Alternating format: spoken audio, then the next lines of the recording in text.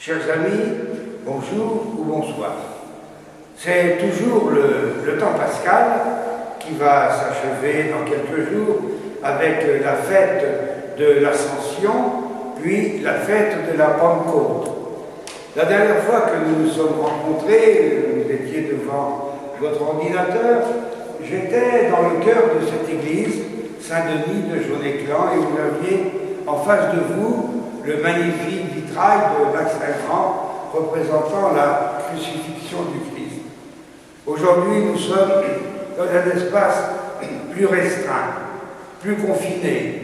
C'est le lieu de la prière qui, au contraire, reste un lieu ouvert sur le monde et un lieu ouvert sur Dieu. Et avec derrière moi, devant vous, mais vous ne le voyez pas, le magnifique vitrail de Marie, qui est une œuvre, un dessin d'Aristide Caillot. Je voudrais vous parler ce soir, cet après-midi, de quelque chose dont on parle très peu, d'un mot qu'on emploie très rarement, l'honneur. L'honneur de vivre revient avec le déconfinement et ce que cela entraîne ou suppose.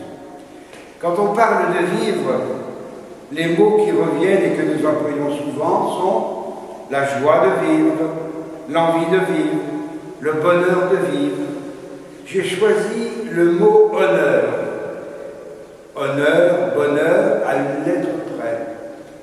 Le bonheur de vivre, ça vient de nous, ça vient de nos propres sentiments, de notre propre expérience, ça vient de notre psychologie, de notre affectivité qui peuvent nous créer le bonheur de vivre, la joie de vivre, l'envie de vivre. Tandis que l'honneur ne vient pas de nous. Un honneur, c'est quelque chose que l'on nous fait, quelque chose que l'on nous donne, quelque chose qui nous est remis. On nous remet, pas à nous évidemment, la légion d'honneur, Dieu qui nous fait honneur, la vie qui nous honore. Ce don qui ne vient pas de nous, il nous est offert.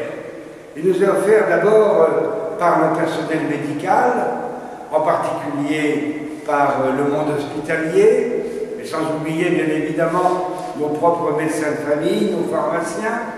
Il nous est offert par ce monde-là. Il nous est offert aussi par le monde scientifique, par les experts, par les chercheurs, avec parfois quelque chose de quelque peu désarçonnant et qui pose une question: est-ce qu'il y a au fond une vérité scientifique? Et à ne vouloir faire confiance qu'aux scientifiques, on peut se demander si on n'est pas parti vers une république d'experts. On vérifie cela parfois dans le gouvernement d'un pays, d'un État, mais on le vérifie aussi dans le domaine de la justice. Quel juge ne fait pas appel pour prononcer une sentence qui soit plus appropriée à la fois au droit et à la personne, qui ne fait pas appel à des experts, à des psychiatres, à des psychanalystes. Et ensuite, on peut se demander si le juge n'est pas pieds et poings liés avec la conclusion présentée par les experts. N'oublions pas non plus qu'il y a tous les politiques. Souvent, on ne parle d'eux dans les médias que pour les critiquer. Les politiques, ce sont du plus haut niveau, le chef de l'État, mais ce sont aussi les maires de nos communes qui passent beaucoup de temps à ce que la joie de vivre, l'envie de vivre, l'honneur de vivre reviennent parmi leurs administrés. Quel honneur que tout cela, quel honneur! C'est un don qu'ils nous font. Mais il ne faut pas oublier non plus ces petits gestes, tout simples, tout bêtes, de tous les jours. Le voisin, la voisine qui prend souci de moi, de ma santé. Le voisin, la voisine qui se propose d'aller faire des courses. Tous ces petits gestes qui sont rendus par des proches, des amis, des voisins. Voilà ce qui nous fait honneur, qui nous rend l'honneur de vivre.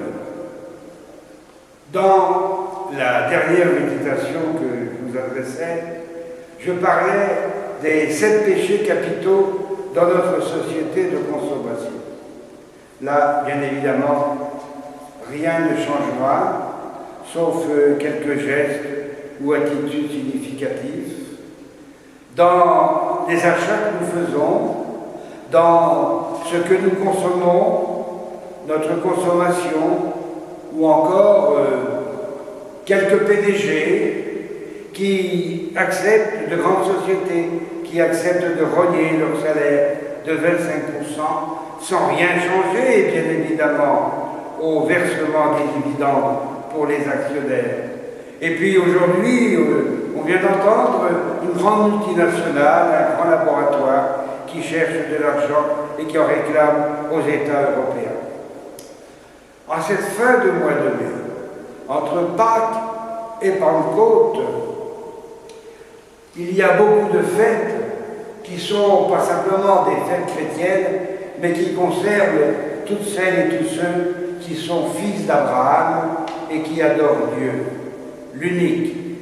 Ils célèbrent des fêtes importantes. Pour les Juifs, c'est Shavuot, et j'ai apporté en leur mémoire cette menorah qui est devant vous. Shavuot, c'est la fête du don, de l'honneur que Dieu fait à son peuple en lui donnant la loi de Moïse sur le mont Sinaï. Pour les chrétiens, Shavuot, toujours 50 jours après Péchar, après Pâques, c'est la Pentecôte. Ce n'est plus le don de la loi, c'est le don de l'Esprit qui nous est fait. Peut-être pouvez-vous réfléchir là-dessus, le don de la loi et le don de l'Esprit. L'Esprit et la loi. Ne tombons pas dans le légalisme, ne tombons pas dans le corps, ce qui est charnel, comme dirait saint Paul, mais essayons d'accueillir le don de l'Esprit. Shavuot, Pentecôte, don de l'Esprit.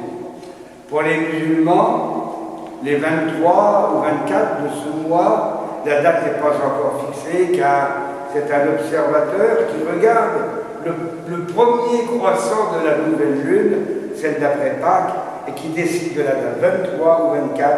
Ce sera la grande fête pour nos frères et amis musulmans de l'Aïd el-Fitr. L'Aïd el-Fitr, c'est ce qu'on peut appeler, oh, vous en avez bien fait vous-même l'expérience, la nuit du doute, l'annonce de la foi, l'annonce ou le don de la révélation qui a été fait à Muhammad.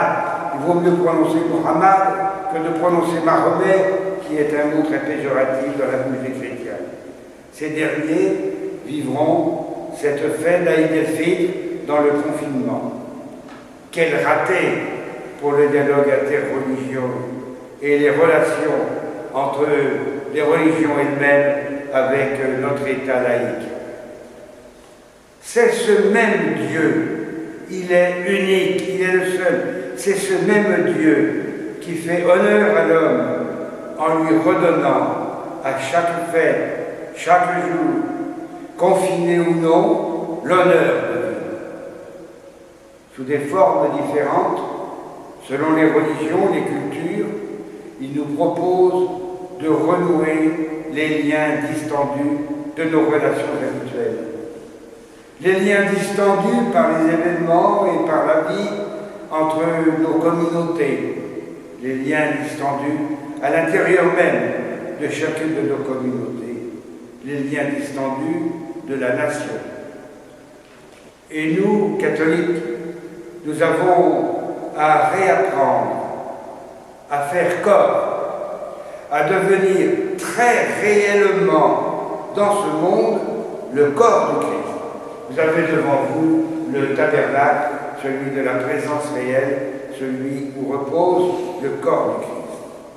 Dieu nous propose de vivre ce qui nous est donné, voire imposé par les circonstances et les événements, de vivre tout cela avec un cœur nouveau.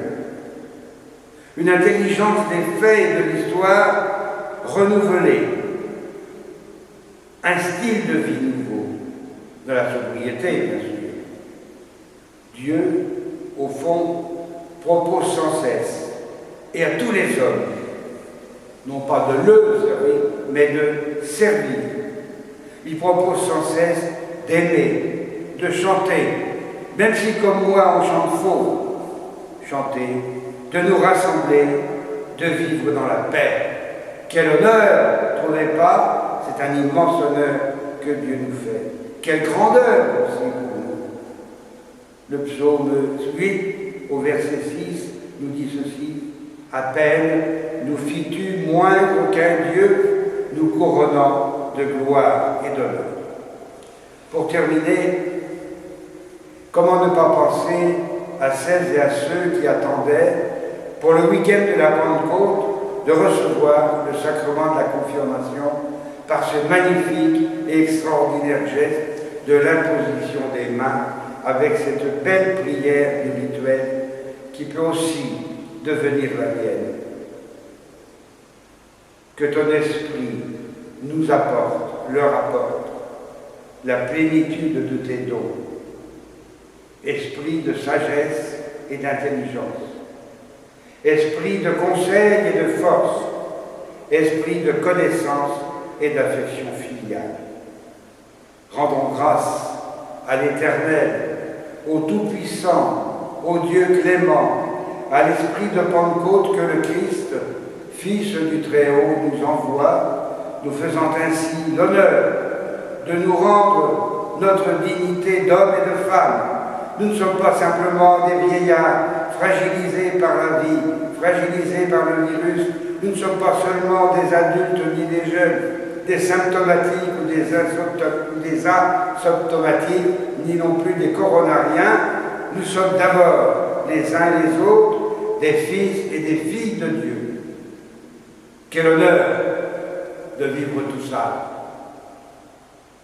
Amen.